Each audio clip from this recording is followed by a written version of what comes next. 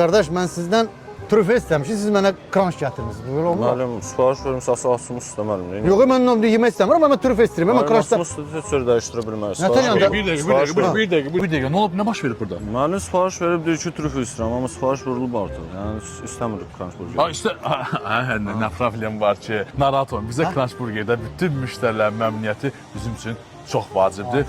Ona görə də bunu götür, biz sizə indi trüfeli burger gətirərik. Bu nə müəllim? Bunu heç nə, bunu hesaba vurmayın. Orada ehtiyacını adamlara verəsiniz. Burada trüfelini gətirəsiniz, yer yaxşı. Şu, Allah. Nə baxırsan sən?